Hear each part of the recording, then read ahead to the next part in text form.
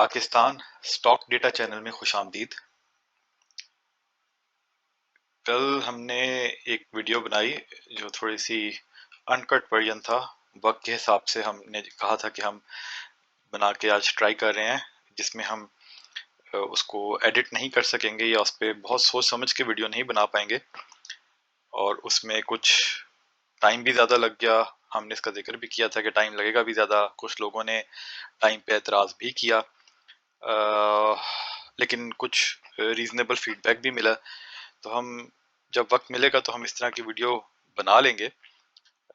और अगेन वही बात है कि क्योंकि सोच के या स्क्रिप्ट लिख के नहीं बनाई जाती, तो इसमें थोड़ा सा टाइम लग सकता है, फालतू बातें हो सकती हैं। तो उसके लिए जो देखेंगे उनसे पहली माजरत कर लेते हैं, और जो लंबी वीडियो नहीं देख सकते तो फिर मतलब वो फिर ना देखें। यही है, इसके लिए हम माजरत ही कर सकते हैं, क्योंकि फिर इससे ज़्यादा फिर उसमें वक्त की वक्त को कम करना मुश्किल है। फिर भी हम कोशिश करेंगे कि बातें थोड़ी करें ताकि टाइम ज़्यादा ना लगे।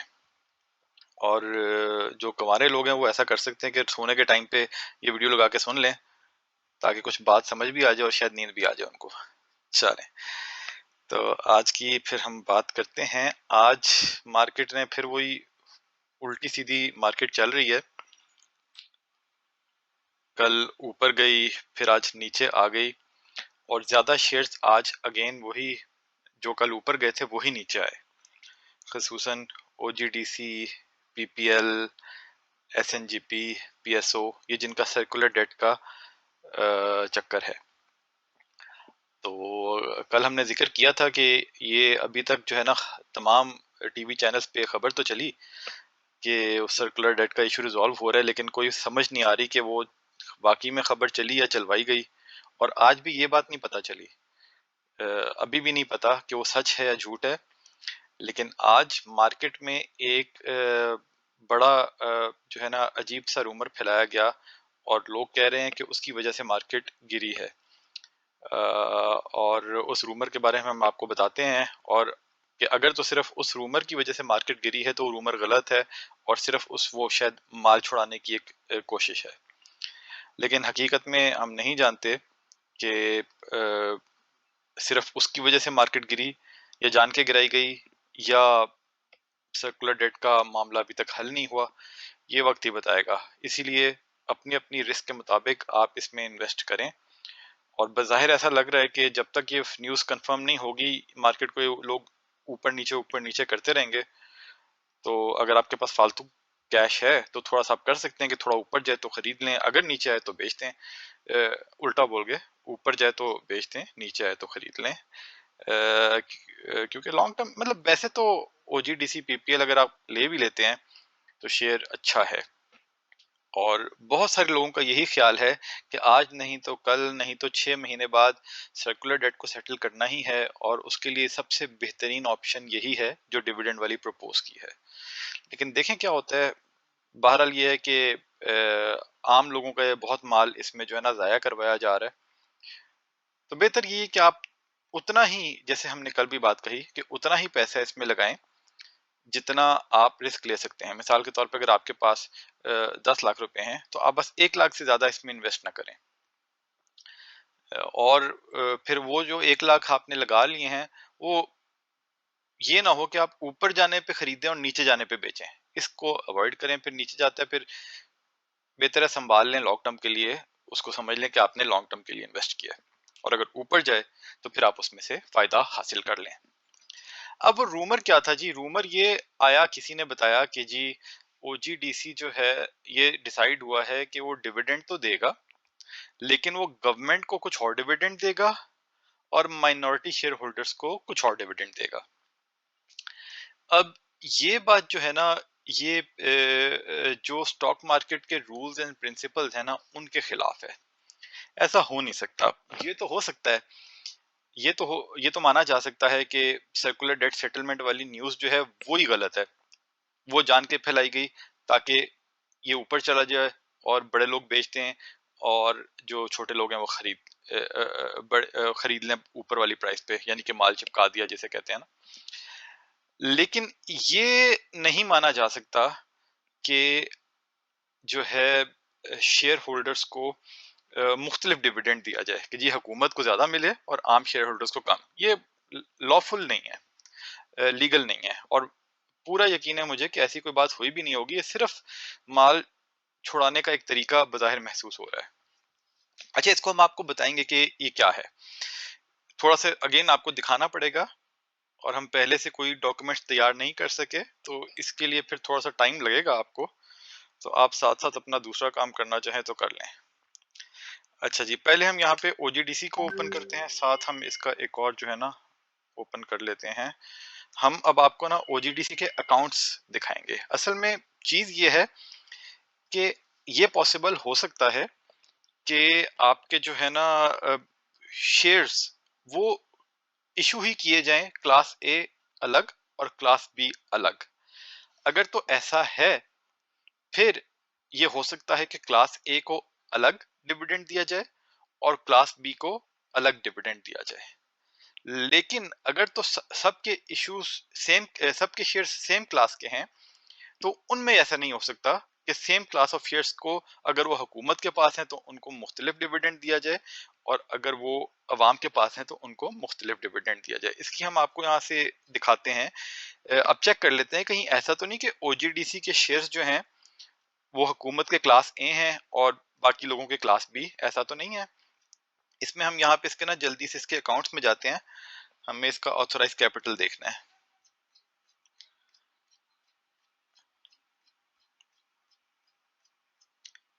किधर गई? हम्म,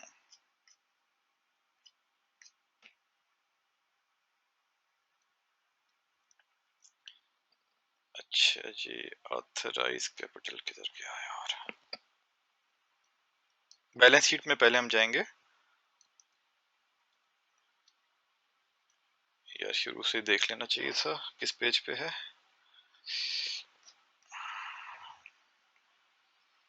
अच्छा जी, यहाँ पे देखें ऑथराइज कैपिटल लाइबिलिटीज में हम जाके देखेंगे।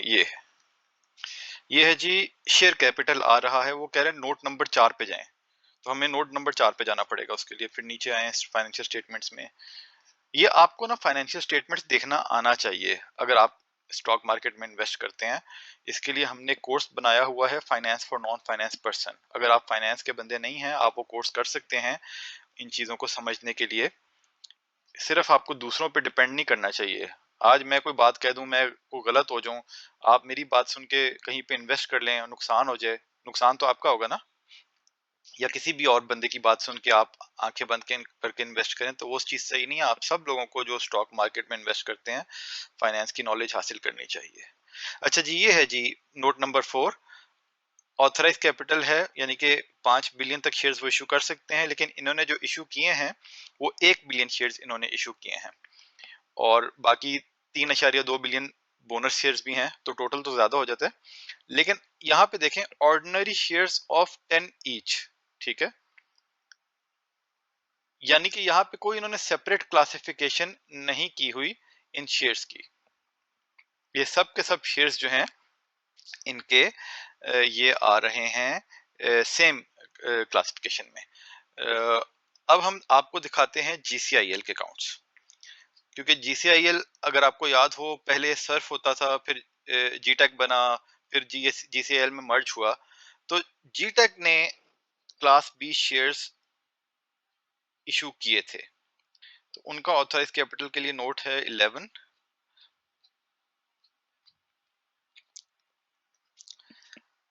ये देखें जी, यहाँ पे इन्होंने मेंशन किया हुआ है कि जी authorised capital of the company during the period has been increased. अच्छा, इशूड कैपिटल क्या है? The company during the period has issued 43 million ordinary shares, and the company during the period has issued 22 million ordinary shares as class B. ये उन्होंने अलग कर दिया कि ये ऑर्डिनरी शेयर्स नॉर्मल हैं और ये क्लास बी शेयर्स हैं। और इस पे जब उन्होंने ये इशू कर रहे थे, इन्होंने राइट के जरिए इसको इशू किया था, और यही उसमें मेंशन किया था कि इन दोनों शेयर्स में बेसिकली पार वैल्यू तो दोनों की 10 रुपए है, लेकिन फर्क यही है कि अगर कल को कभी इन्होंने डिविडेंड या बोनस देना हो तो ये और नॉर्मल शेयर्स में और क्लास बी शेयर्स में अलग अलग तरह का डिविडेंड दे सकते हैं। ये और बात है, आई थिंक बाद में इन्होंने शायद क्लास बी को भी ओरिजिनल में कन्वर्ट कर लिया है। लेकिन कहने का मकसद ये है कि अगर तो ओजीडीसी ने दो separate set of classes issue किए होते शेयर्स, हुकूमत को क्लास ए और आम आवाम को क्लास बी, तो फिर वो उनको अलग अलग दे सकते थे। लेकिन बज़ाहिर यहाँ से हमें तो कोई ऐसी इंफॉर्मेशन नहीं मिली कि हुकूमत के क्लास फर्क है और जो है पब्लिक की क्लास फर्क है।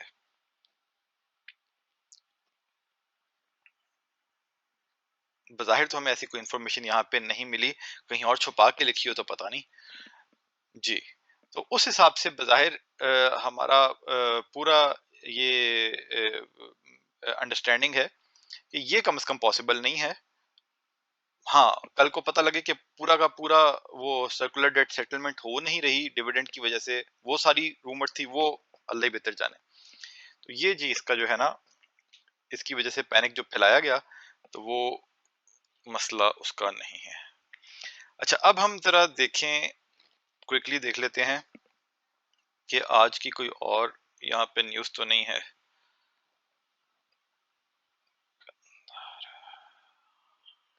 ये केटीएमएल जो है अपने शेयर्स बायबैक कर रहे हैं, इनकी तारीख खत्म होने वाली है।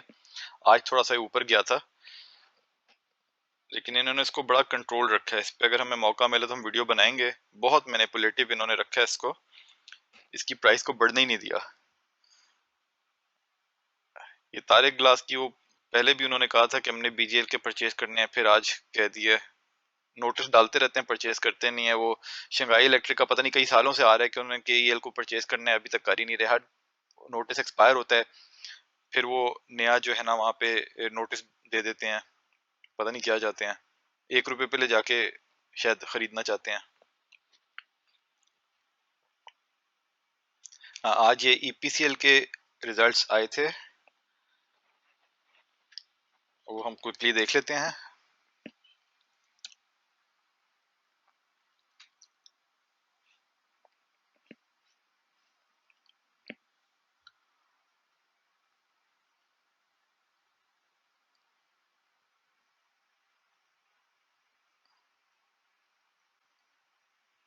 अच्छा जी, तो इन्होंने 1.5 रुपए का डिविडेंड दिया है। इनकी अर्निंग पर शेयर कितनी बनी?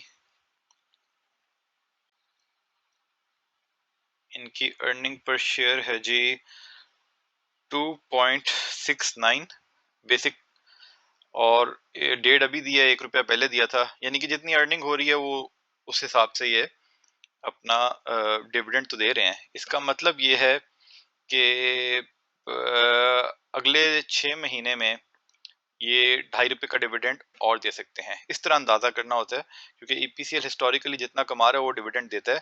पिछले साल इसकी हमने वीडियो भी बनाई थी कि जो है जब इसका ये बहुत ऊपर चला गया था, उसकी वजह ये थी कि इसकी पीवीसी की प्राइसेस जो है ना वो बहुत ऊपर चली गई थी, और उससे इसका रेवेन्यू बहुत बढ़ गया था। तो वो जो कमाते थे बांट देते थे। अब पीवीसी की प्राइसेस जो है ना वैसे कम हो गई हैं। ये तो 10,000 से भी ऊपर चली गई थी, लेकिन ये अब नीचे जाके फिर थोड़ी सी ऊपर आई है। तो इस पे आप नजर रख सकते हैं कि अगर तो ये पीवीसी की प्राइसेस जो हैं यहाँ से 6,000 से ऊपर ही रहती हैं और 7,000 तक या 7,500 तक, 8,000 तक भी चली जाती हैं, ये आप नजर में रखें, तो फिर इसका मतलब ये है कि आने वाले क्वार्टर्स में ईपीसीएल की अर्निंग बढ़ सकती है, और अगर अर्निंग बढ़ेगी तो इनका फिर पे आउट भी बढ़ेगा। लेकिन अगर इसी हिसाब से देखें, अगर 6,000 के आसपास रहता है, तो ईपीसीएल का बज़ाहिर ऐसा लग रहा है कि इनका एनुअल डिविडेंड 4 से 5 रुपए का हो सकता है। और उस हिसाब से देखा जाए, अगर अभी की इनकी आज की वैल्यू क्या चल रही है देख लेते हैं। 42 रुपीज है तकरीबन, तो यानी कि इसकी तकरीबन 12% डिविडेंड यील्ड इस वक्त बन रही है।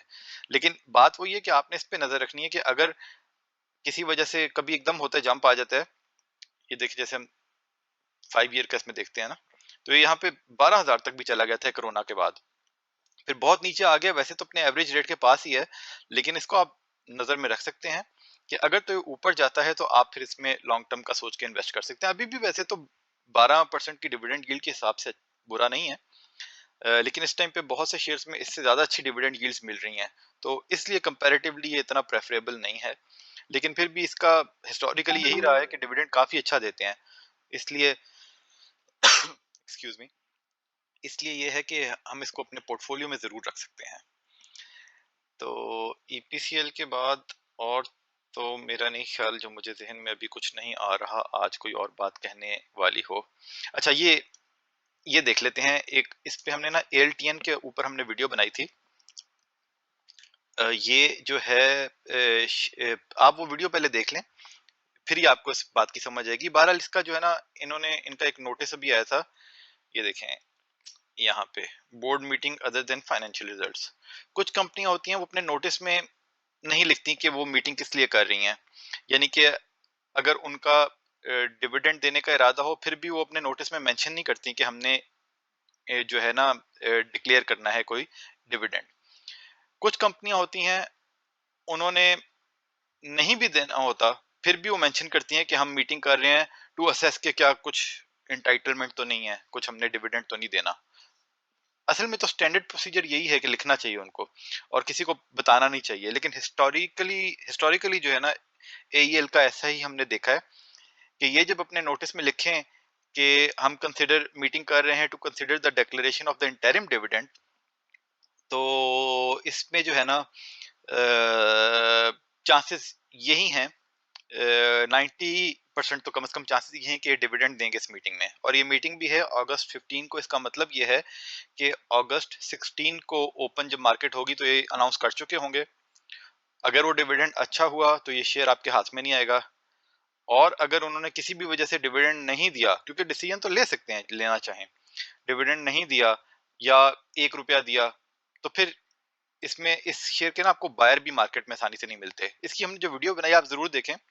उसके बाद हमें तो पूरी उम्मीद है कि ये 2.5 से 3 रुपए कम से कम डिविडेंड इस मीटिंग में दे सकते हैं, और हम अपनी उस वीडियो के में जो फैक्ट्स हैं उसकी बेसिस पे कह रहे हैं। हमारे पास ना कोई गैब का इल्म है, ना ही कोई इनसाइडर न्यूज है। लेकिन ये हिस्ट्री में एक दफा जो है, मतलब इनका शेयर 20-22 का था और 18.5 का डिविडेंड भी दे चुके हैं, जैसे अभी एलपीएल ने किया। तो ये इनका डिविडेंड अगर तो 3 रुपए से ऊपर हुआ, बल्कि 3 रुपए भी हुआ, तो उस हिसाब से भी जो आज की प्राइस है 18.43, इसके हिसाब से तो ये बहुत अच्छा है। क्योंकि आप खुद सोचे ना, 18.43 पे अगर 3 रुपए का डिविडेंड मिल गया तो ये जो है कितना डिविडेंड यील्ड बनेगी, ये कोई बन जाएगी मेरा ख्याल है 25% आई थिंक बनेगी। बहरहाल ये कि मतलब इसमें नुकसान नहीं होगा, क्योंकि यहाँ से 18.43 में से अगर आप 3 रुपए निकाल के एक्स करें, इसकी वैल्यू बनेगी 15.43। तो 15.43 पे भी ये शेयर बहुत अच्छा है। अगर मिसाल दे रहा हूँ कि अगर आपने यहाँ पे खरीदा और ये ऊपर ना गया, वैसे तो ये नीचे कहाँ तक गया, 13.5 तक भी गया, लेकिन फिर भी लॉन्ग टर्म के हिसाब से अगेन वो वीडियो आप देखें पहले अगर आप इसमें सरमायाकारी करना चाहते हैं। लेकिन एक हम बात पहले ही बता दें कि हमने इसमें सरमायाकारी की हुई है, मतलब आप ये ना समझें कि हम इसलिए आपको इनकरेज कर रहे हैं शेयर खरीदने के लिए कि ताकि आप लोग खरीदें तो हम अपना माल बेचने पे लगा दें। हम तो थोड़ी सी इन्वेस्टमेंट होती है, बड़े ब्रोकर ऐसा कर सकते हैं, हमारी ऐसी औकात नहीं है। लेकिन आप वो वीडियो देखें और फिर सोचें कि क्या आप जो है इसमें रिस्क थोड़ा सा लेना चाहते हैं कि नहीं। और ये है कि इसकी अभी कल का दिन है और इसका जो है ना मंडे को तो छुट्टी होगी, ट्यूसडे का दिन है, तो इन 2 दिन में इसकी वैल्यू वैसे भी ऊपर जा सकती है। तो आप ये भी कर सकते हैं कि आप अगर 18 साढ़े 18 का खरीद लें और आप अगर 20 के पास जाए तो आप बेच के थोड़े से पैसे लगा लें, और अगर नहीं जाता तो फिर आप रिस्क ले लें। 20 पे चला जाता है फिर आपकी मर्जी है कि आप रिस्क लेना चाहते हैं कि नहीं। क्योंकि अगेन वही बात है, ये हम आपकी हिस्ट्री दिखा देते हैं इसकी, कि ये इसने जो है ना ये 18.5 रुपए का डिविडेंड अचानक दे दिया था, लेकिन ये इसने तब दिया था तो उस टाइम पे हुकूमत से बहुत ज्यादा पैसे मिले थे। अभी जो हमने इसकी वीडियो में बताया है कि अभी जो लेटेस्ट पैसे हुकूमत से मिले हैं उसके मुताबिक अगर वो सारा का सारा भी ये बांट दें तो तकरीबन 2.5 से 3 रुपए का डिविडेंड बनता है। लेकिन हमें ये नहीं पता कि हो सकता है उससे, क्योंकि देखे ना इसको भी साल से ज्यादा हो गया हुआ इस डिविडेंड को दिए हुए, 1.5 साल हो गया। तो हो सकता है बीच में हुकूमत से थोड़ी थोड़ी पेमेंट्स इनको और भी मिली हों और एकदम उन्होंने सोचा हो कि कोई 4-5 रुपए का डिविडेंड दे दें। बहरहाल ये तो हमें बहुत को ही पता लगेगा। आप अपनी मर्जी से इसको देख लें कि आप इसमें करना चाहते हैं कि नहीं। लेकिन अगेन वो वाली वीडियो देखे बिना आप इसमें इन्वेस्ट ना करें। सिर्फ आज की वीडियो में हमने इसको जो है अच्छा कंसिडर किया है। और ये हम अपने लिए बता रहे हैं, हम किसी को एडवाइस नहीं कर रहे, क्योंकि ये रिस्क आपने खुद लेना है। क्योंकि आपको पता है मुनाफे में मौज अपनी अपनी और नुकसान में दौड़ अपनी अपनी। ऑलरेडी 20 मिनट की वीडियो हो गई है, तो हम ख़त्म करते हैं, फिर बातें लंबी हो गई, कुछ लोगों को एतराज़ होगा तो उनसे फिर माजरत कर लेते हैं, यही कर सकते हैं। तो ओके जी, फिर अल्लाह के हवाले।